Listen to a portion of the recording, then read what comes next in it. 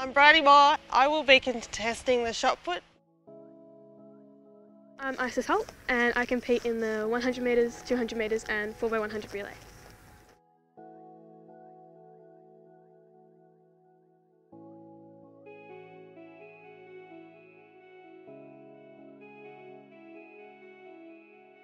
So I'm classified as a T35, which means that I have cerebral palsy in both sides of my body, mainly in my left, a little bit in my right. My category is cerebral palsy F33, which is the second highest category. That means I'm more affected in my limbs with the cerebral palsy.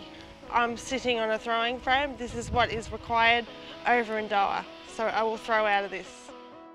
I know when I first started it really sort of messed with how things work, because you're always taught that, you know, you've crossed the line first, you come first. But then with the whole classification thing, depending on what you're classified as and who you're racing against, depends on where you come in the race. So you could come dead last and place third. Like that sort of really messes with how you think about the race. It also, I guess, sort of, you concentrate more on how you perform rather than where you place, which I guess is a good thing, because you're not focusing so much on other people. The goal isn't to place, the goal is to do well. And I think that's probably the main thing I think about now, rather than when I used to race just against other people just to place.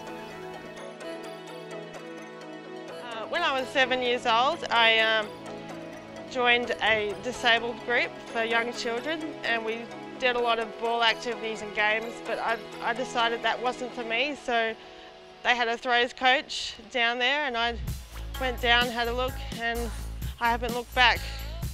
I was in year 6, so it was like 2 or 3 years ago, and I started doing athletics with school. So it was just like every Wednesday there's just little sort of general fitness things, and then I did my first comp at like States, which was a few years ago, which was it was really relaxed. It was probably either like the end of last year or early this year, because I started doing a lot more competing, which meant that I was sort of getting used to the whole routine of like going to a call room, warming up, and then actually racing. And that was when I kind of realised this is sort of getting a little bit more serious, and you know, I'm getting used to the whole concept of proper racing. It's the same type of work. It's just the intensity is a bit lower, and sometimes it can be a bit it varies from 70% to 100%, depending on what time it is and the weather. And we're travelling a week out from the championships due to get acclimatised and due to the long flight and how people recover, and usually takes me about 2 days to be fully recovered. I think we've tried to keep everything quite sort of the same, so that it's not too much of a drastic change once I get there. I train more often now because we sort of have to make sure everything's right for when I do actually compete. Other than that, it's pretty normal, doesn't change too much.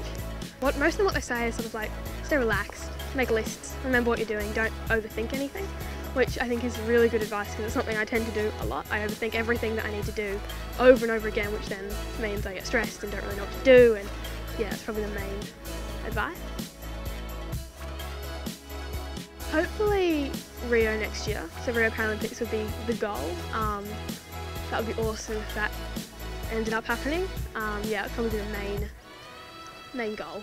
Yeah, exactly. That's a huge goal to tick off. Like, it's another Paralympics, number 3. So hopefully we can get there. No injuries, and we'll see how we go. I'd love to pass on my experiences with the younger generation through coaching, just help them towards their goals, if athletics throwing is one of them.